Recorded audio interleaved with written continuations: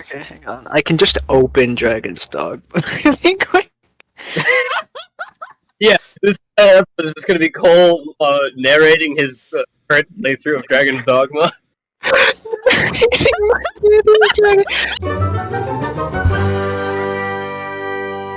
Have you ever done something so useless but still felt a good time doing it? That's Yes. the video game.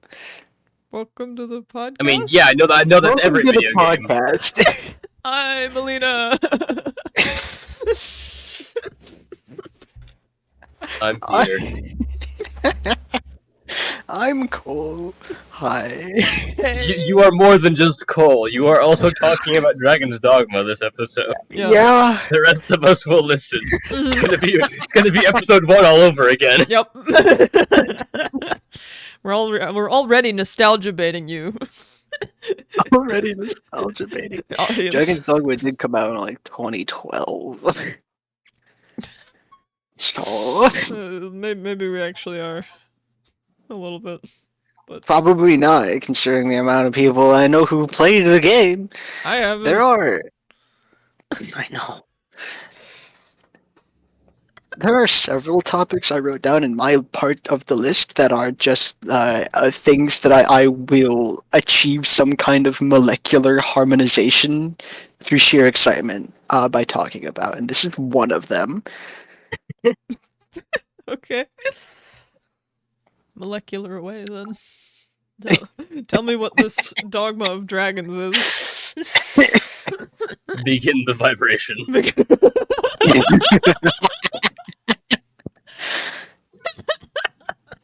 I would just like to say, in case it somehow does not make it in whatsoever, this is immediately after we tried to record something else and it didn't go well.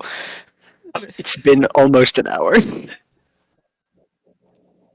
I make the fapping bit at the beginning just multiple snippets of us trying to. You could. I might. Maybe. Dragon's Dogma, or as you're more likely to find it in various other places, currently Dragon's Dogma Dark Arisen, which comes with the Dark Arisen DLC included, of course, is a game from 2012 that I think got woefully shafted by the release of Skyrim a bit prior.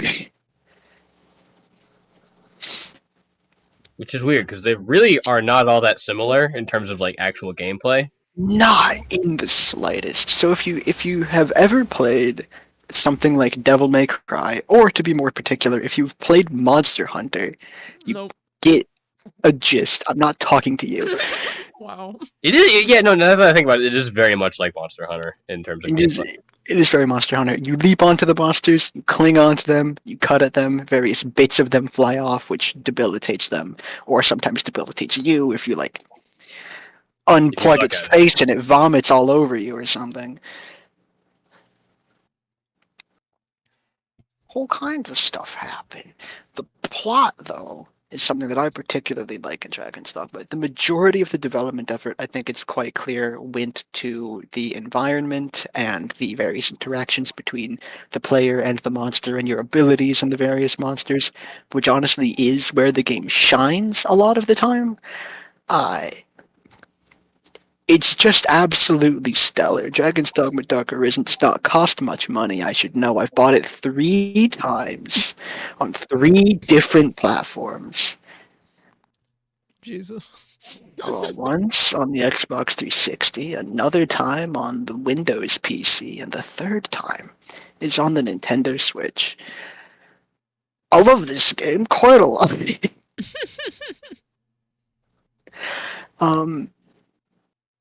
You begin as some random fisher person in the village of Casardis. The fun thing about Dragon's Dogma, in addition to all of the combat that you get into shortly hereafter, and technically get into in the opening, where you play as some guy who is also hunting a dragon, and he's going through a temple, and you get a whole bunch of companions along the way. They're called pawns. They're interesting. You get to the end, you fight a chimera. The chimera fight is really fun and engaging, and it really does, I think, a very good job at introducing you to the various systems that are at play here. Most notably, being able to incapacitate the different parts of the chimera. Typically, first you're going to want to cut off the snake head tail, and then kill the goat head, and then it's just the lion. And you just hit him a bunch, and he dies. I mean, any fight in Dragon's Dogma can be resolved by just hitting it a lot until they die, but It's so much more fun to stab out a it is so much Cyclops' more fun eye. to come in from the top rope and fucking body slam a snake tail. Coming from the top. Arisen with a from the steel top chair. rope with a steel chair. Yeah. The character creation in this game is also extremely in-depth. You can be anything from a tiny child to the oldest, most pruny motherfucker you've ever seen in your life. Your character's height and weight change the way that it interacts with the stamina stats specifically, as well as movement speed. If you are playing a smaller, lighter character, then you will be technically faster in spurts, but you will not traverse ground as quickly. And also, your stamina will recover faster, but I think you technically start with a lower pool? No, I think that's wrong, actually. It does regenerate faster, though. For playing a heavier character, your stamina drain is increased, and also it regenerates slower, but you cover more ground, and you have a little bit more weight to your body. So if you can be thrown, you'll hit a little harder when your body impacts the enemy.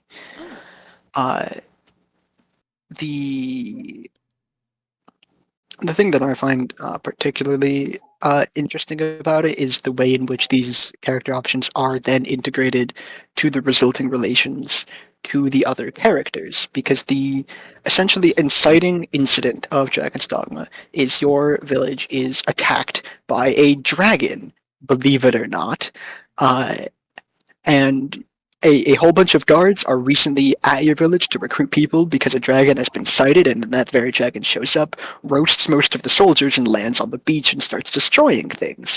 And of course, as any brave and slightly insane fisher would do, you pick up a sword and you go to stab it until it dies. Hmm. This, of course, results in your death. Oh, no, really. But the dragon recognizes something in you. See, in the world of Dragon's Dogma, dragons are ridiculous creatures. There are several types of dragon kin in Dragon's Dogma, but true dragons, like the one that you fight in the intro, have a very unique purpose within the world, and that is that when someone with a particular amount of courage or wherewithal or just some straight up fucking gumption stands up to them, they name them Arisen, and they do this by taking out your heart and eating it while you bleed on the ground. You live somehow,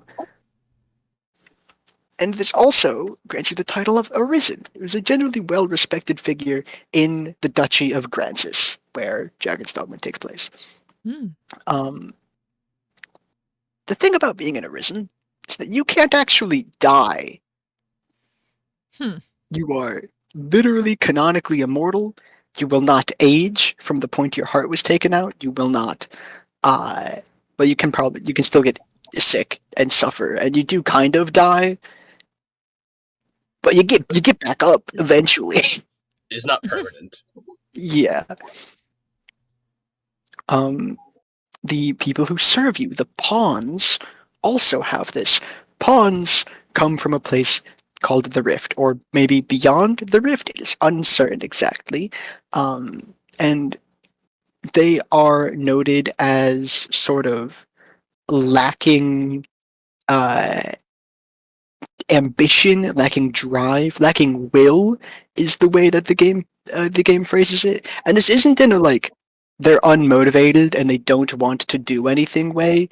It is they literally like do not have any cognitive process for getting like to for getting to do things. If a pawn does not have any kind of order, it will sit or stand where it is forever. I don't know if they need to eat or sleep.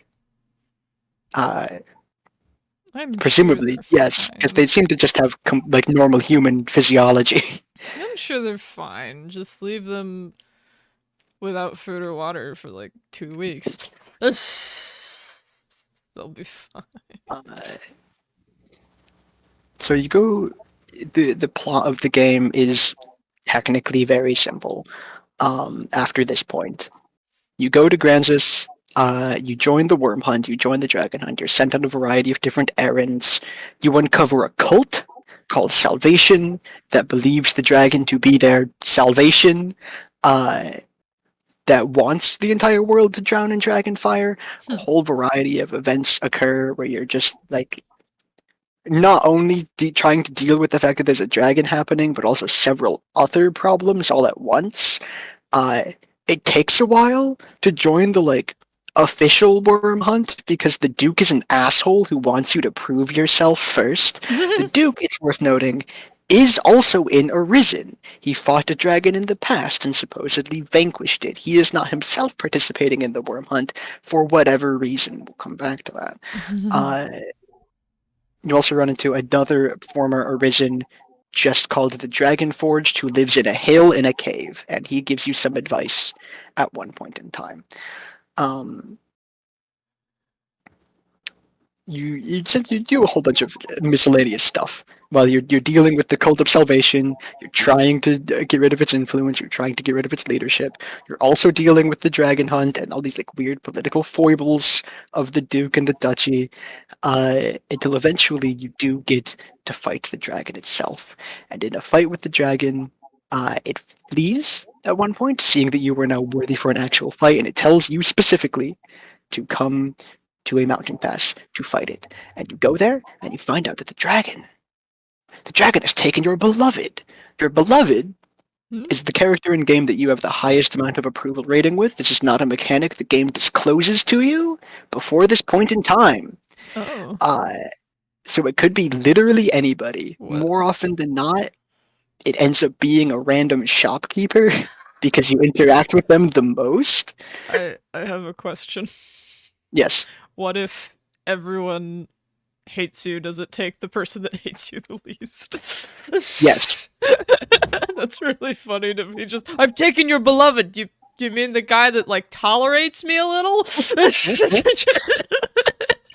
Okay. I do like the specific use of the term beloved here because, like I said, you can have your Arisen be almost anybody. So instead of it being a specific kind of love, it is just beloved. Mm. In order to ensure that nothing strange occurs.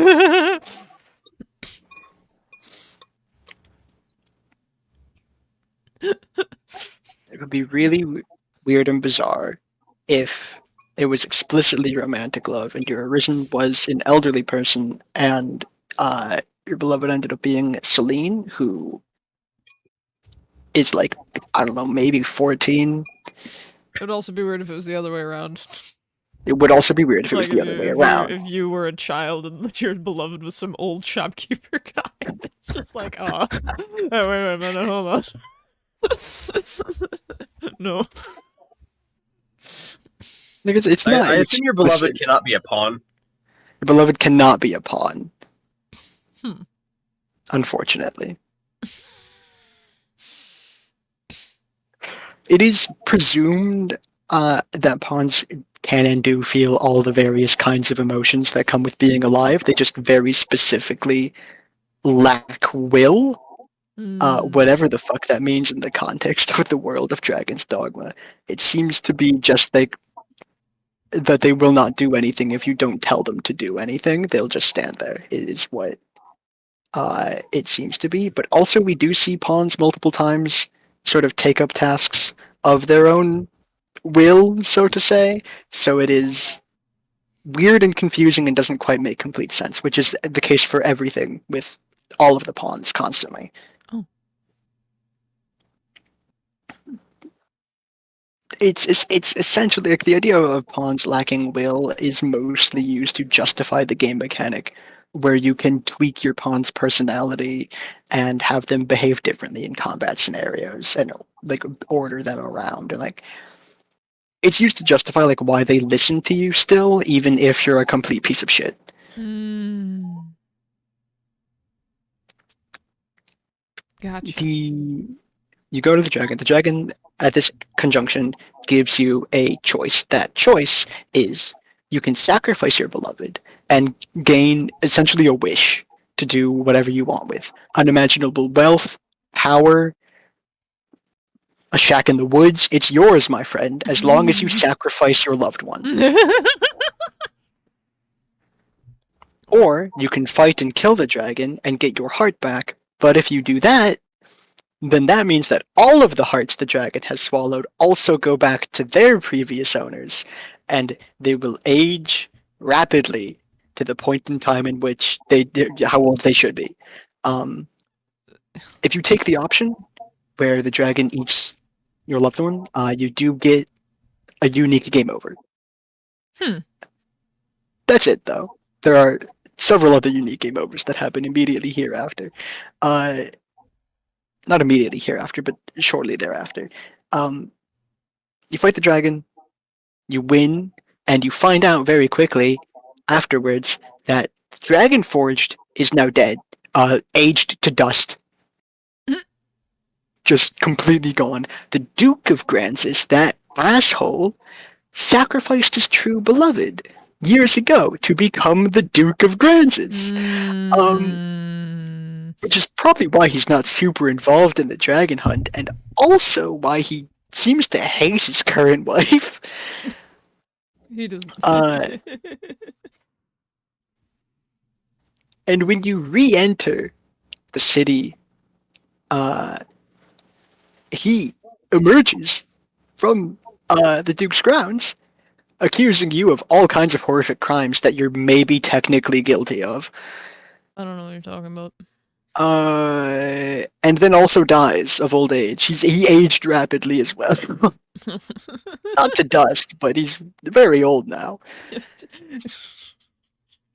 So at this point, you also discover a few other horrific things have occurred. You see, in the city, there was a place called the Everfall that you briefly had to go into earlier. It was where the Pawns Guild was, where a lot of pawns lived, and they just requisitioned mostly mercenary services. You see, the Everfall was like just this big old hole that goes down real far. It's a lot bigger now. Previously, the Everfall was like behind a door and you had to go down some stairs and then it's like this big old spiral going down into the ground. But it's like under other things. Like it looks like a place that had to be excavated in order to be found in the first place. Now it's wide open air to the surface. The surrounding area has been completely destroyed. Several people are dead, including someone you had the option to resurrect earlier, and possibly a family who you helped keep their house. They're just all dead. Oh.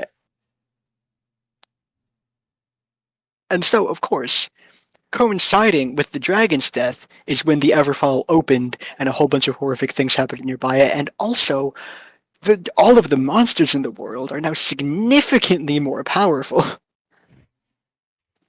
So what else do? Go into this conspicuous hole that opened in the ground, and you find that you can go deeper into the Everfall than you could before, and you fight an off-brand beholder at the bottom.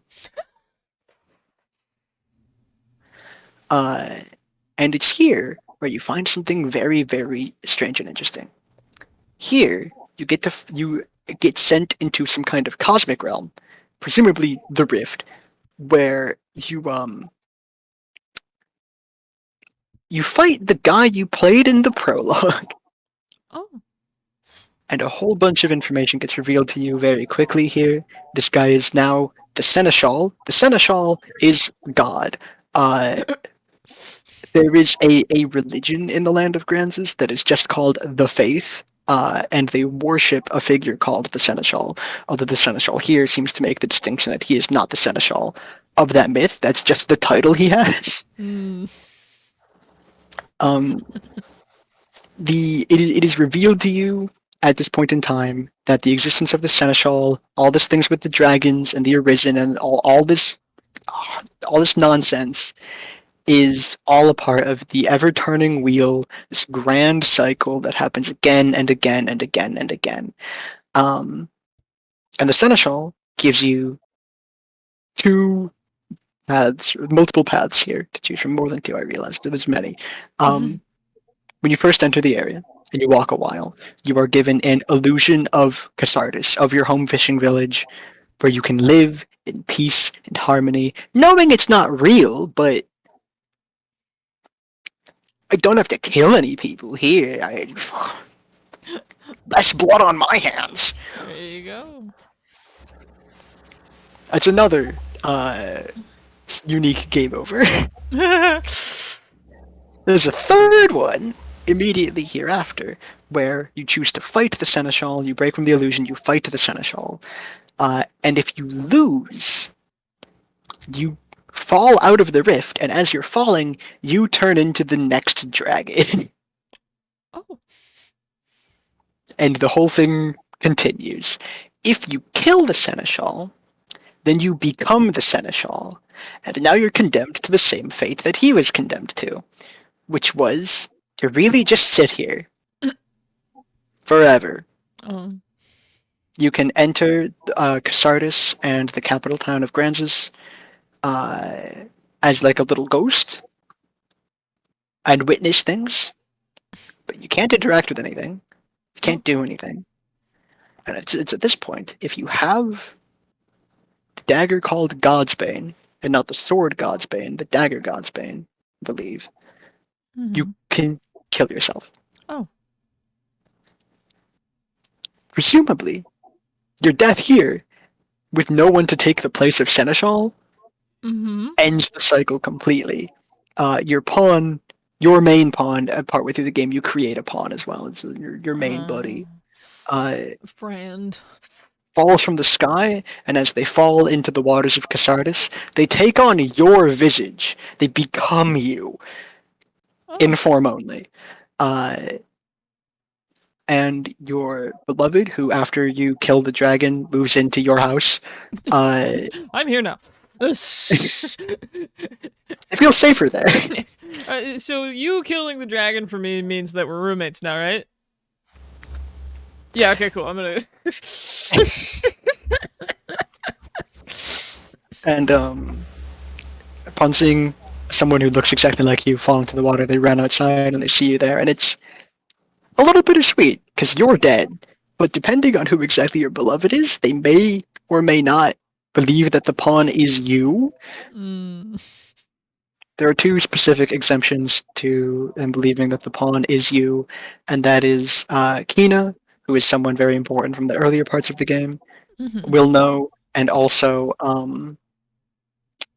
Celine will know, because Celine herself is a pawn, used to be a pawn, and her Arisen went through a similar process that resulted in her becoming a human person. That's a human person.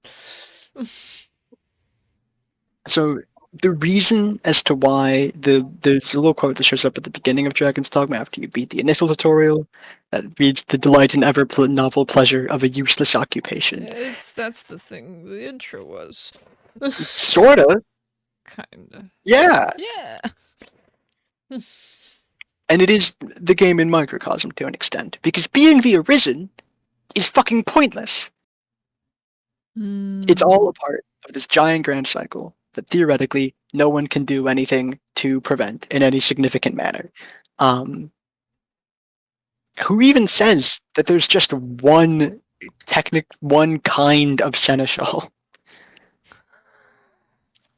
Considering that there is a sequel game coming out on March 27th, 2024,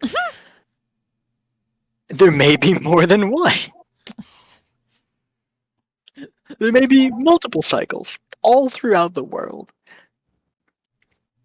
And just because you freed your world from that cycle does not mean that every world is then freed from that cycle, you see.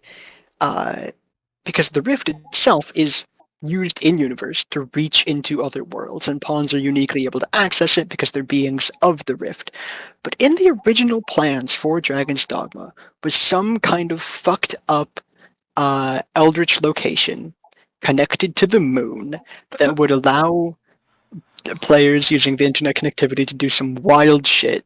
And this kind of stayed in the like world of Dragon's Dogma, where every world has the same moon but different unique stuns. Essentially saying that like every world is connected, but they're also all kept unique and distinct. So just because at the end of Dragon's Dogma means that you break the cycle does not mean that the cycle is broken for every reality in existence.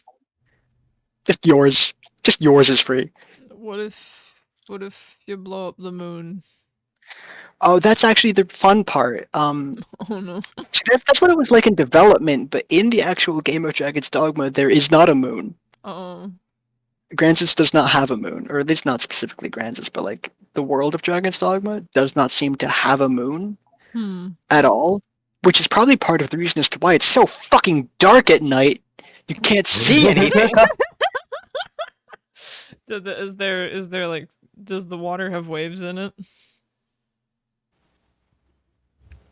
I think the ocean does. Yeah, I think the Well, ocean then there's does. a moon somewhere. I don't remember. Yeah, I don't remember the I mean, like, wind can also coastline. cause waves. Yeah. The moon simply amplifies it. I guess the better question is there a tide system? Because if there isn't, There's then there's probably not an okay. in-game tide system. Okay. It was also 2012. True. Yeah. See, the lack of a moon was the just majority, an excuse. the majority of the development time went towards the action of the game, which is hard to describe. I mean, it does still hold up today. It absolutely still holds up today. It's so fun. I personally like to play a mage and hit everything with a giant lightning whip, which unfortunately means I don't climb the monsters very frequently.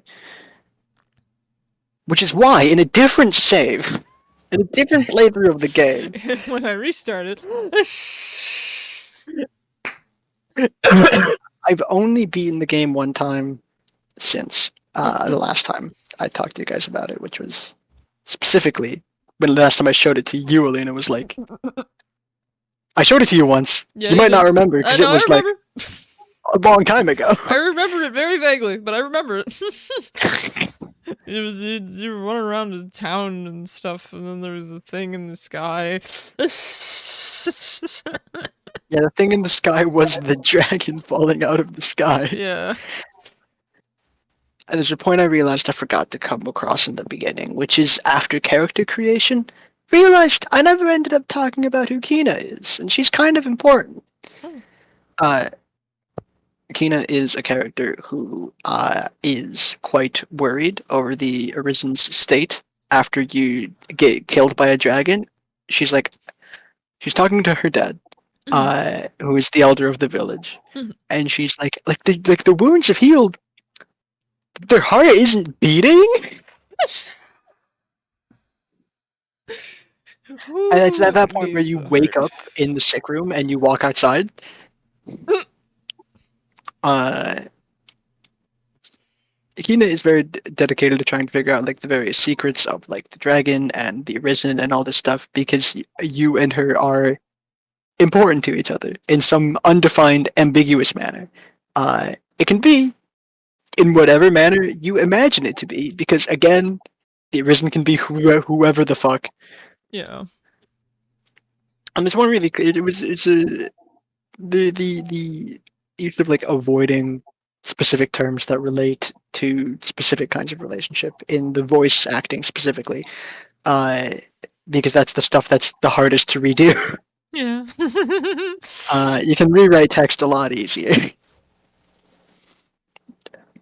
It's just I guess the trade-off is that there's a lot more text. If you change one instance of something, you have to change all of them. So that's the. So that was all my lines, right? That was all my lines, right? It's about that. This game has 70 alternative routes.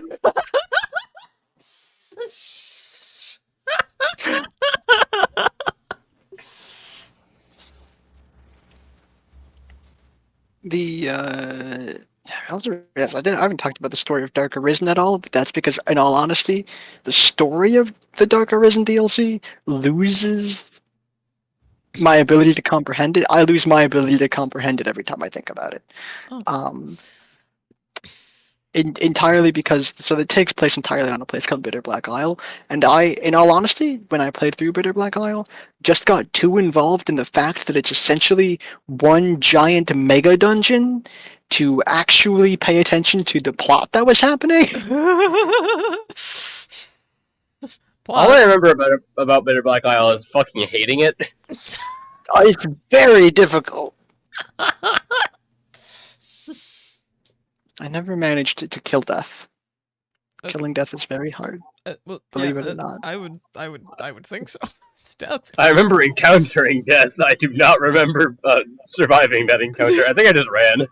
Yeah, there is a scripted encounter with an enemy fittingly called Death, looking very much the way you imagine Death looks, near the beginning of Bitter Black Isle, and it will just kill you immediately because there's no way in hell you're strong enough to beat it at that point in time, unless you've New Game Plus maybe. But I don't exactly recall how Dragons Dogma New Game Plus works because I've not really done it. Every time I've played the game, it's been a new character.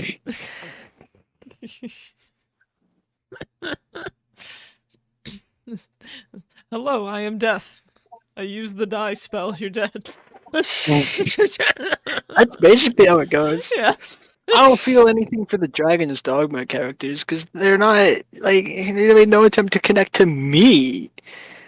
My emotions and feelings in the matter of their lives are what matters here. It's all about you, isn't it? Yeah, it is. Thank you for realizing. I bet that's why. Is this why you're also late to every podcast? Yeah, exactly. The only time I respect is I don't believe any of this. I want to say for the record. Yeah, sure. Yeah, Sure. Give a disclaimer. I just like Dragons Dogma a lot, and it's hard to articulate why. So if there are any leading questions that could be asked. I have a question for a hypothetical. Okay. So when the dragon's like, I can eat the person you like, and then I can give you a wish. Why can't the wish be I want the person back? Because it can't be? Because the dragon will just say no. But it said any wish I want. Sucks to suck. Yeah. Okay. I don't. I'm a dragon. I don't care. An exact copy. Also, it's not like a wish. It's specifically you trade your beloved one for incredible wealth and power.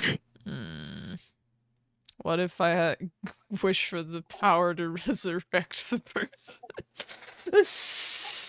There is resurrection that exists in the world of Dragon's Dogma. Unfortunately, in order to do it, you do need the body of the deceased, and if they're eaten or torched to ashes...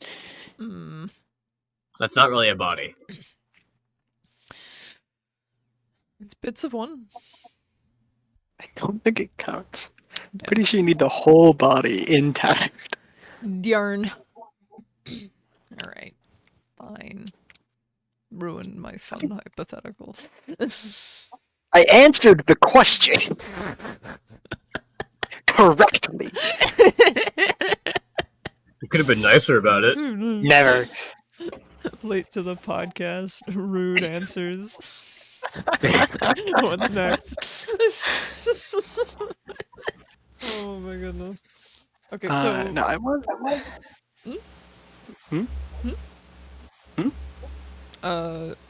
So there was a discussion way earlier about how Dragon's Dogma, I had a stroke. Dragon's Dogma got overshadowed by Skyrim, although it I doesn't fully play the believe this. same. I would like to Yes. ask why you believe this. Not because I don't believe you, just because I have zero context for this conflict. I have a grudge. And two, They're both dragon games. I think that is about the extent of it. okay, and two, how are they different from one another in terms of gameplay? Because I've played Skyrim once ever, and I've never played Dragon's Dogma. So, So, question one, as Peter said, they're both dragon games, and I think Okay. that's where a lot of the similarities begin and end for most people. Mm. Second, for me specifically, Okay. I have a grudge against Skyrim,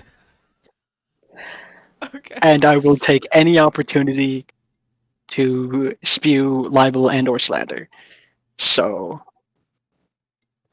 there is that. I can make a genuine, balanced criticism of Skyrim if I wanted. I choose not to. Okay. As for gameplay, Skyrim notoriously first person mostly. You can technically go into third person, but it sucks. RPG. Technically, I don't like thinking of Skyrim as a role-playing game because. Okay, I'm gonna get into a complete other fucking diatribe about all the things I don't like about Skyrim. I'll just begin and end it with, you are given the role of Dragonborn, and any kind of character decision you make for a character you would be playing is completely imagined in your head. You have to like imagine a character arc happening, which is why I think it's not an especially good example of an RPG. It is still an RPG. I just think it's not. Yeah, like the if I role you wanted, play is protagonist. yeah, if I wanted to point at like the quintessential modern RPG, I would not immediately point at Skyrim. I might still end up pointing at Skyrim anyway because of its ubiquitousness. Yeah. It's the difference between a game that has actual like character arc stuff shoved into it, or and me playing Halo Reach and pretending to be the Spartan in question and saying stupid shit while I run around. Yeah, dude, that is actually a really good way of understanding it. Yeah. Most of the other Halo games, Master Chief has some kind of emotional arc technically. Technically. Yeah, Dragon's Dogma, honestly, yeah, the closest comparison for it is Monster Hunter, which makes sense. They're both developed by Capcom. Where it is third person, you have an array of skills that you can access by holding the bumpers on the controller and hitting one of the face buttons. Yeah, it just functions completely differently, and I don't know how to describe it exactly. It's Monster like Hunter goes all in on its gameplay and has little to no story. yeah, I think Dragon's Dogma is like if you struck a balance between story to an extent and also the sheer ridiculousness of Monster Hunter's combat. Yeah. Not to mention, Dragon's Dogma does have like an established world you can explore fully. In Monster Hunter, the only chance you get to actually leave the city, for the most part, is just going out on hunts. That, like, yeah, you can explore it's a relatively large area for a hunt, but it is not open world like Dragon's Dogma is. Yeah. Have you seen Monster Hunter? Anyone play Monster Hunter, Elena? No. I've heard other friends play it through an Xbox party, and that's the closest I've ever gotten. Okay. I've never seen it. What games have you played and or seen played that are third person action games? Fortnite. Well, there are no points of comparison to Fortnite that I can draw. I play mostly first person. The thrill of the hunt is the only comparison I can draw to Fortnite. I don't know what that is. Yeah, I It is guess. the most dangerous game, aside from Rick Sanchez, who is also in Fortnite.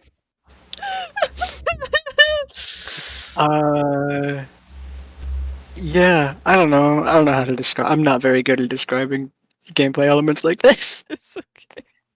It's okay. I get it. I've exclusively lived off of Halo for most of my life. I understand. It's difficult to explain things to me that aren't Halo based. See, that's why we relied on it earlier to describe the difference Yes, between- exactly. One thing I really like about Dragon's Dogma is how the world connects to both the gameplay and the like narrative bits of it. So like notoriously Dragon's Dogma does not have a fast travel system, which sucks because the only mode of transport that is at all reliable is your feet, and you are not very fast. Yeah, it is like trying to. Sorry to make more comparisons between Dragon's Dogma and Skyrim, but it is like trying to explore Skyrim exclusively on foot. That sounds painful. Yeah, It's yeah, it is. it's like playing Halo Reach that has a sprint option and then going to play Halo Combat Evolved that doesn't have a sprint option. Yes, exactly that. Oh wow. There's a whole bunch of stuff. It's Dragon's Dogma notoriously does not have a fast travel system, and your feet aren't the fastest thing ever. So, how do you get around instead? Well, in Dark Arisen, thankfully, they made it a lot fucking easier. Yay. Previously, throughout the world, really just in one location, in Grand Soren, the capital city of Grances, there was a thing called a I forget if the stagnant ones are port crystals or if the items you use are port crystals. No, yes. So in Gensoren, there's a thing called a port crystal, and there are these other items that you can get that are consumables that will warp you back to the port crystal. I believe there is one other port crystal that you can find that you can pick up and move and put down somewhere. However, the problem here is one of money. Because the stuff that you use to teleport to the port crystals, yeah, they're called fairy stones. They used to warp to port crystals. You can only have a certain amount of fairy stones.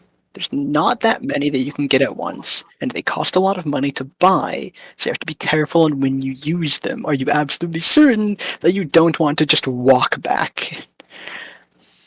Dragon's Dogma 2, thankfully, adds more mobile port crystals that you can move around, as well as the addition of an infinite fairy stone that is unbreakable, that you can use over and over and over again. Yeah.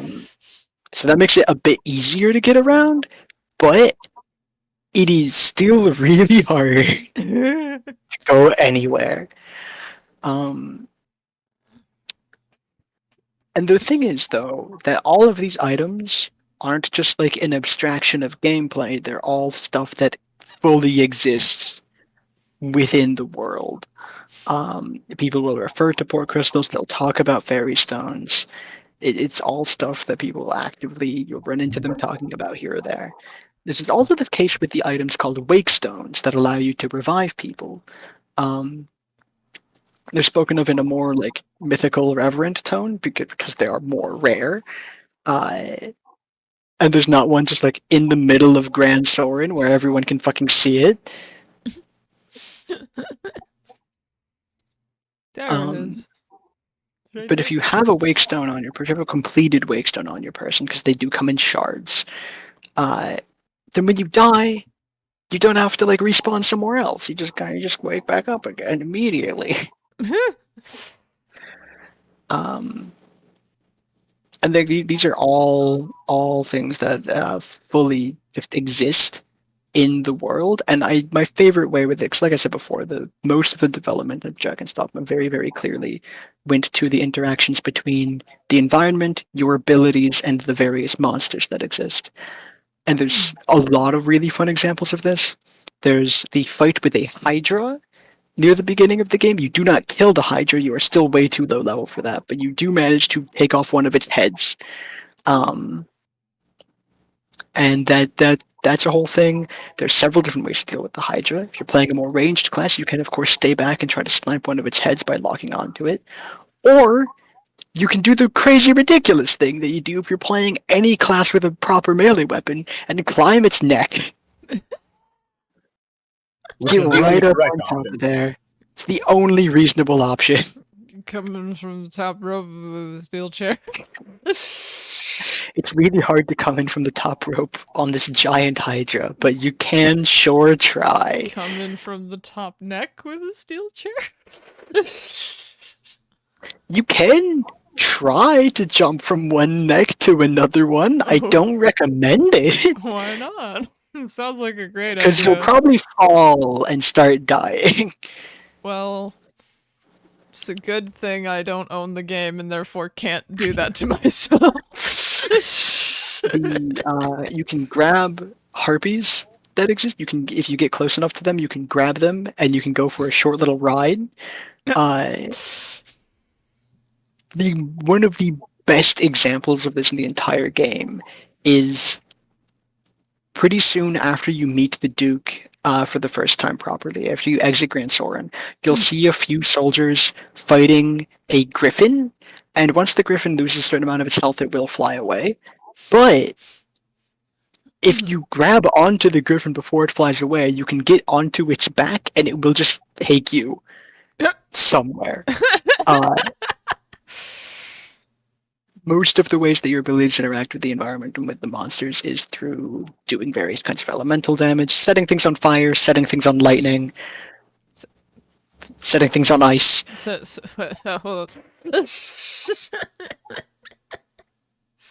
are, of course, also dark and light elements, so you can set things on light or dark. But those are a bit harder to come by. I can blind my enemies with light mode. There's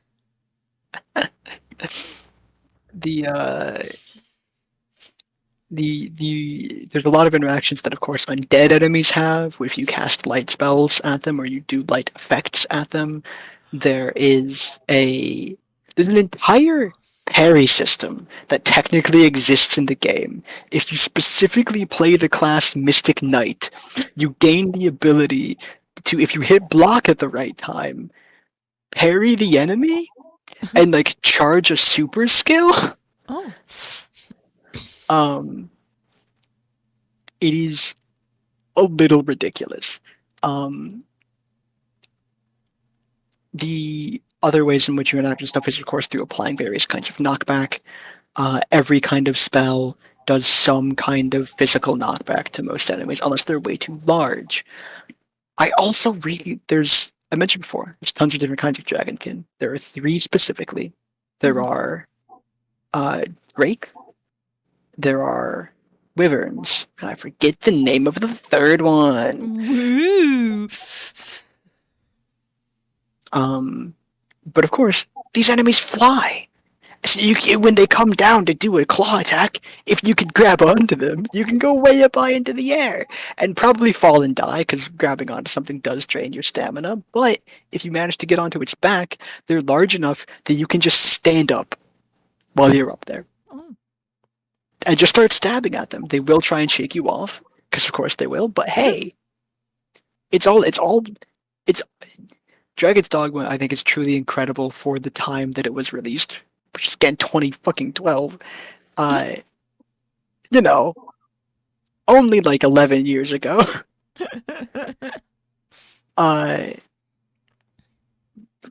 Because it is built of a bunch of different emergent systems. So like various enemies will have interactions with each other in various ways, not just with each other in the environment and with you. in different ways, and a whole part of the game is learning how to use all that shit to your environment. Truly, the best strategy does typically boil down to Arisen comes down from the top rope with a steel chair. Because it also happens to be one of the most fun strategies, and so the game puts you in a lot of situations where you are able to do it. It is actually a fairly vertical landscape for larger battles. Yeah. It is very stellar at, like, the combat in the game, all of the gameplay elements are really, really where Dragon's Dogma shines. And honestly, the evolutions in that are one of the things I'm most looking forward to in the second game. But given that they did not have a whole lot much more to improve on, other than just making the interactions more complex and nuanced, I'm mostly looking forward to what kind of story the second game will tell.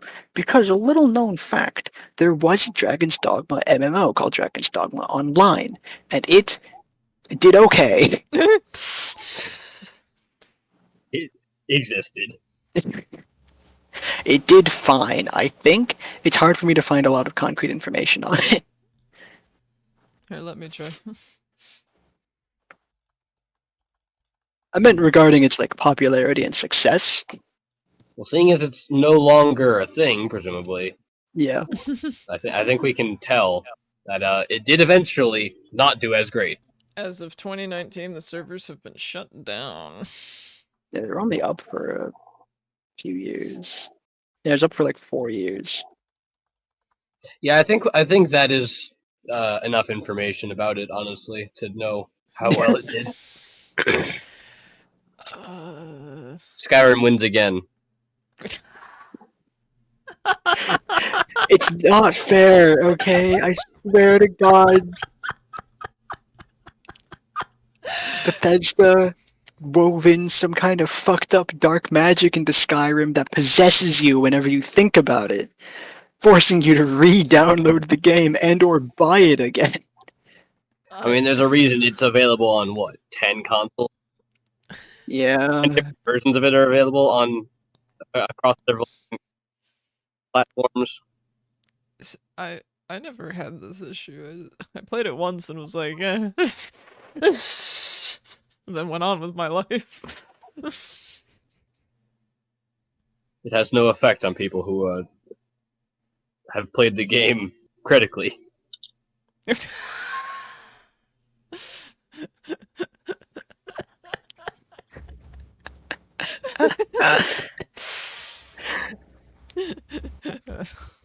A note for the journal. I'm big super not a fan of Bethesda and most of their projects. The reverse, one may say, even a hater.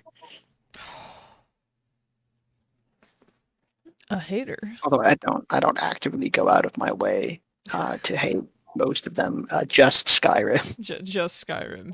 Yeah, I like Dragon's Dogma a lot. It's very good. I'm pretty sure Dragon's Dogma Dark Arisen is a mere $20, which is a paltry sum compared to the price of the second game coming out in 3 months, which is $70. Ow! Yeah. Why? Why did they Modern raise it games to will be $10? modern games, I guess. Why do they hate me? You weren't gonna get it anyway. I know, but there's a lot of games switching to $70 that hurts. That is true, yeah. Dragon's Dogma Dark Arisen. They're accounting for inflation without accounting for the fact that wages don't also account for inflation. Sorry to get political in our haha fun podcast. Dark Arisen, Dragon's Dogma Dark Arisen on Steam is currently actually $4.79 until December 12th. You know, I might download that and try it for $4. But it's much closer to $5. With tax, it will be over $5. $5 to $6. It's $4. You're losing me on this sell, you know. I'm not here to sell you anything. Mm-hmm. The recommendation is trying to sell people time. Yeah. Listen here, people. Dragon's Dogma Dark Arisen is available on Steam right now for less than $5 As of this recording. as of this recording, Yeah. and probably when this video goes up, because this will be up before December 12th, probably. Yeah, yes. I'd be yes, shocked will if it doesn't. Yes, it will be up by then. Be Before then. shocked if this took over a full week to edit. No. We already missed the. The point is, if you have like around $5, you can probably get it on Steam for very little money. Then experience it for yourself and be as hyped as I am for the second game, and then probably not spend $70 on the second game. That will be. Unless, of I'm course, not. you have I disposable income. Yeah. If you happen to be able to dispose of $70 safely. Like I mean, fuck it. It's up to but I you to don't do whatever you want with that money. wanna.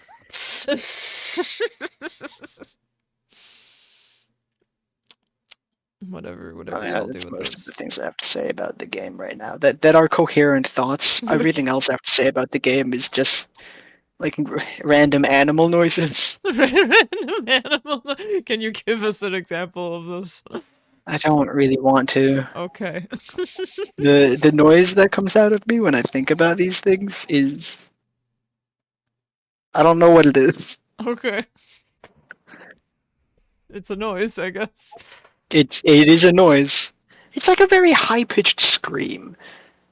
But more it's like a particular fire alarm.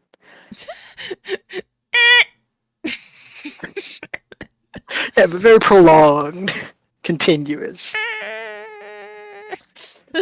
Yeah, I guess. There. I'm Cole now. That's what I gathered from this. Oh my god. Maybe we're all coal on certain days of the week. Whenever you're late to something, that's my spirit working through you. You're the reason I was late to my haircut appointment, you motherfucker! I talk about it in the second game you can play as a furry. Oh.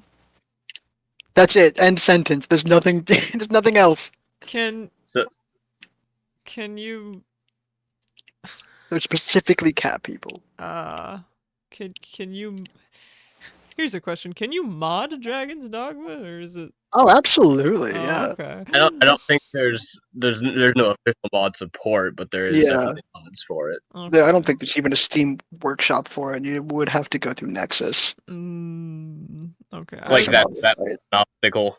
Yeah, for people who actively want to mod things, it is not really an obstacle. Yeah. I just we were making a lot of Skyrim comparisons, so I just because I know one of Skyrim's big things is the ability to mod. The only leg it can stand on is the modding community. Yeah. So I was just wondering if Dragon Dogma could also do that.